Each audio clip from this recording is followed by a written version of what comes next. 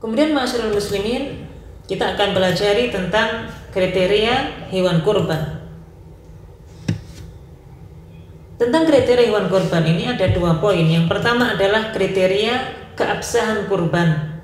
Maknanya sesuatu yang harus ada pada hewan kurban sehingga hewan kurban itu dinilai sah. Ya, dinilai sah sehingga mendapatkan pahala kalau kemudian dia menyempurnakan dengan keabsahan hewan kurban ini. Kemudian yang kedua adalah kriteria sunnah. Maknanya kriteria sunnah ini ya beberapa sifat hewan kurban yang dianjurkan untuk ada ketika hewan itu mau disembelih. Kalau tidak ada maka tidak sampai menjadi hewan itu tidak sah. Tetap dikatakan sah, hanya saja kemudian tidak sesuai dengan sunnah Nabi Sallallahu Alaihi Wasallam. Yang pertama tentang kriteria keabsahan hewan kurban. Yang pertama akan dikatakan sah hewan kurban itu ketika hewan kurban itu didapatkan dengan sumber yang halal, dengan cara yang halal, diambil dengan harta yang halal, tidak tercampur dengan barang yang haram. Ya, maka kemudian ketika harta halal yang kemudian dipakai untuk membeli hewan kurban, sumber dari yang halal ini menyebabkan hewan kurbannya menjadi hewan kurban yang sah. Kemudian yang kedua, jenis hewan kurban yang sah untuk dijadikan kurban. Sebagaimana yang Allah Subhanahu wa taala sampaikan di dalam surat Al-Hajj ayat yang ke-34.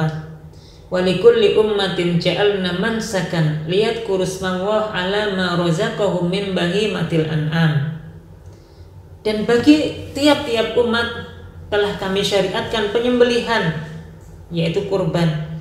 Liyadhkuru ismallahi 'ala ma razaqahum min bahimatil an'am, supaya mereka ingat akan nama Allah Subhanahu wa taala terhadap supaya mereka menyebut nama Allah Subhanahu wa taala terhadap binatang ternak yang telah mereka dapati sebagai rezeki dari Allah Subhanahu wa taala. Maka dalam ayat ini Allah Subhanahu wa taala menyebut bahimatul an'am, yaitu binatang ternak. Untuk itu nanti hewan kurban yang sah dijadikan kurban adalah 3 jenis. Tentu yang secara umum adalah dari binatang ternak, dan ternak tentu sangat banyak sekali. Dan yang sah dikatakan kurban dari hewan ternak ini adalah yang pertama unta, kemudian sapi dan kambing. Unta, sapi dan kambing. Maka selain ini tentu tidak dikatakan sebagai hewan kurban yang sah. Kemudian unta misalnya, semua jenis unta, karena tentu ada unta yang berpunuk 1, ada unta yang berpunuk 2. Selama dia unta, maka hewan tadi bisa dikatakan sebagai hewan kurban yang sah. Kemudian sapi juga demikian ya, karena sapi tentu nanti varian atau jenisnya banyak ya. Ada sapi sapi misalnya di kita di Indonesia ada misalnya sapi Bali, ada yang sapi yang berwarna putih, ada yang berwarna merah, atau mungkin sapi perah dan seterusnya. Maka semua jenis sapi ini bisa dijadikan sebagai hewan kurban. Termasuk juga misalnya yang sejenis dengan sapi, yaitu kerbau. Maka kerbau ini juga bisa dijadikan sebagai hewan kurban karena sejenis dengan sapi tadi. Demikian pula kambing. Kambing tentu ada jenis yang variasi, ada kambing Jawa, kemudian ada kambing domba, biri-biri, kibas dan seterusnya. Maka semua jenis kambing ini bisa dijadikan sebagai hewan kurban. Adapun dari selain 3 jenis hewan ini, meskipun dia disebut sebagai hewan ternak atau binatang ternak, maka tidak bisa dijadikan hewan kurban. Ayam misalnya, ya orang juga berternak ayam. Ini juga binatang ternak, tapi tidak dikatakan hewan yang sah untuk dijadikan kurban. Ya, dan hewan-hewan yang lain selain 3 ini tentu tidak dikatakan sebagai hewan kurban. Kemudian yang kedua terkait dengan usia hewan dari 3 jenis tadi yang sah dikatakan sebagai hewan kurban. Unta dikatakan sah sebagai sembelihan atau sebagai hewan kurban ketika usia minimalnya adalah 5 tahun. Ya. Kemudian sapi ketika dijadikan hewan kurban minimal usianya 2 tahun. Kemudian kambing, maka kambing ini nanti dibedakan menjadi dua ya, ada kambing yang jenis kibas, domba atau biri-biri, dan yang kedua adalah kambing Jawa ya. Maka kambing kibas secara usia dikatakan sah menjadi hewan kurban kalau usianya 6 bulan ya, kambing kibas usianya 6 bulan. Kemudian kambing Jawa usianya 1 tahun. Sekiranya kurang dari usia tersebut, maka tidak dikatakan hewan kurban yang sah. Untuk itu penting bagi para sohibul kurban atau para mudhohi yang akan berkurban tahun ini, ketika membeli hewan kurban betul-betul diperiksa dulu ya, betul-betul dipastikan bahwasanya hewan kurban tadi secara usia sudah cukup umur untuk dijadikan hewan kurban dengan kriteria usia tadi. Kemudian kriteria keabsahan hewan kurban ini juga berkaitan dengan sumber dana yang akan digunakan oleh para pekurban untuk pengadaan hewan kurban. Misalnya unta bisa dijadikan hewan kurban ketika sumber pendanaannya maksimal ya, maksimal 10 orang. Maksimal 10 orang sebagaimana dalam sebuah riwayat hadis dari sahabat Abdullah bin Abbas radhiyallahu anhu, Nabi sallallahu alaihi wasallam bersabda, beliau bersabda ya, sahabat Abdullah bin Abbas pernah berkata, kunna ma'a Rasulillah sallallahu alaihi wasallam fi safarin. Suatu saat kami pernah bersama Nabi sallallahu alaihi wasallam dalam satu safar, dalam satu perjalanan. Fahadhara al-adha, pada saat satu perjalanan itu datang kepada kami waktu sholat Idul Adha.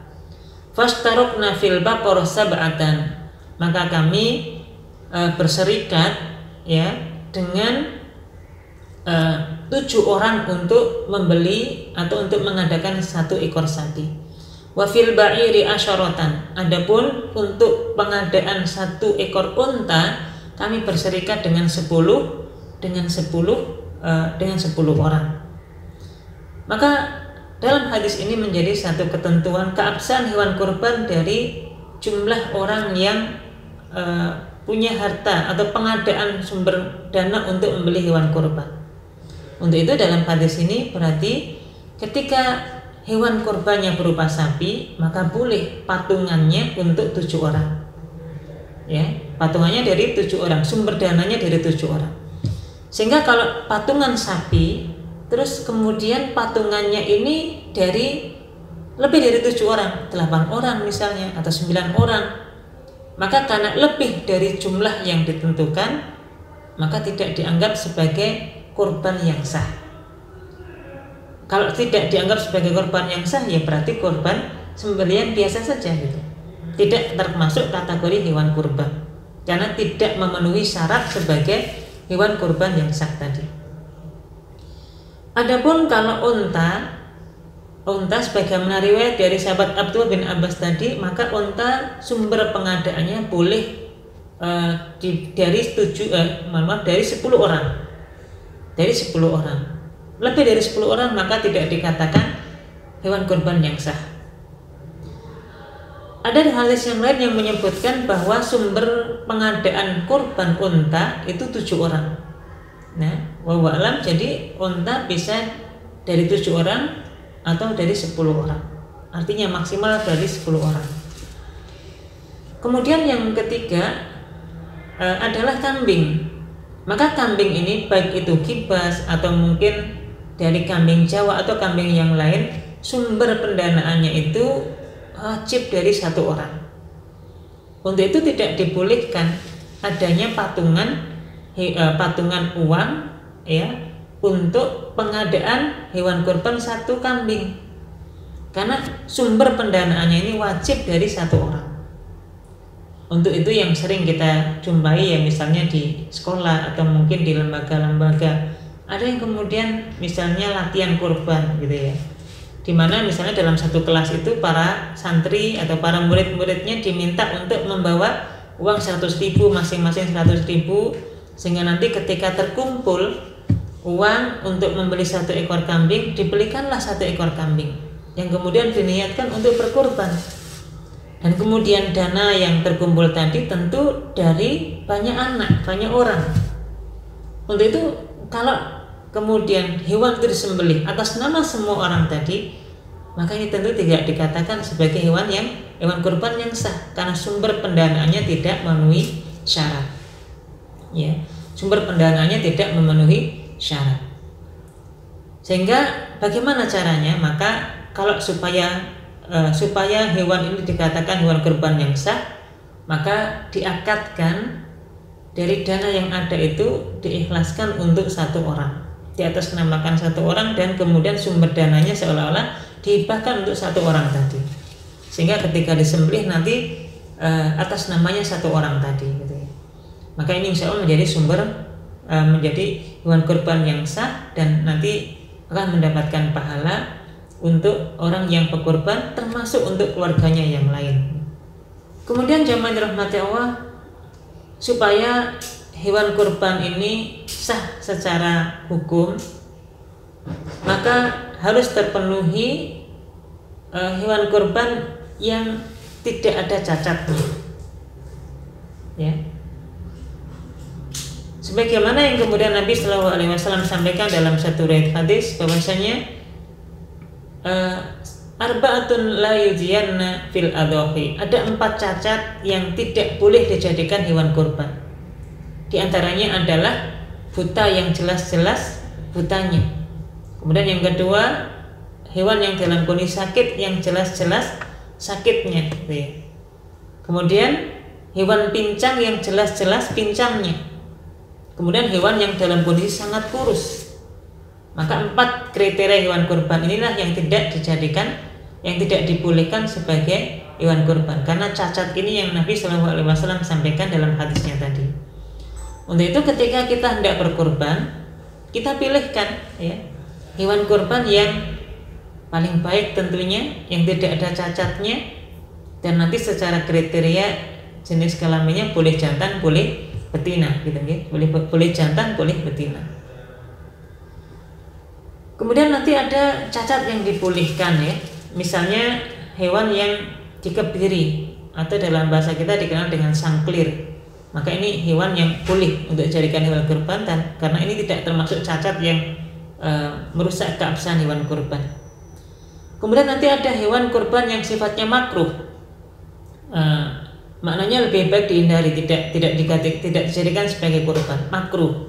Apa diantaranya? Yaitu hewan yang telinganya sobek, ya telinganya kondisinya tidak normal. Kemudian hewan yang tanduknya pecah, maksurul qarn, tanduknya pecah mungkin karena sering menanduk hewan yang lain atau menanduk benda yang lain, maka kemudian tanduknya pecah. Ini juga termasuk hewan yang makruh untuk kemudian jadikan hewan kurban. Kemudian terpotong ekornya, ini juga termasuk hewan yang tidak dianjurkan, maknanya hukumnya makruh untuk dijadikan hewan kurban ya. Untuk itu kita perlu memperhatikan keabsahan atau kriteria hewan kurban ini supaya hewan kurban yang kita jadikan itu menjadi hewan kurban yang sah gitu ya. Kemudian yang terakhir, ma'asyiral muslimin, ada kriteria sunnah hewan kurban ya, kriteria sunnah hewan kurban. Maknanya kalau kita mendapati hewan kurban dengan kriteria ini jauh lebih afdal.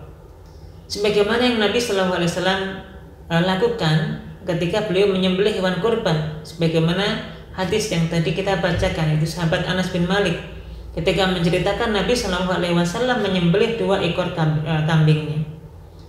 Apa kriteria sunnah itu? Yang pertama adalah amlahaini, yaitu hewan kurban atau kambing yang bulu di sekitarnya atau sekitar kaki dan matanya itu berwarna putih. Maka ini termasuk kriteria hewan kurban yang sunnah. Kemudian yang kedua adalah akrona, ini bertanduk. Meskipun juga sah-sah saja kalau hewan kurban itu tidak bertanduk, tapi kalau bertanduk maka ini jauh lebih afdal karena sesuai dengan kriteria sunnah hewan kurban yang disembelih oleh Nabi Sallallahu Alaihi Wasallam.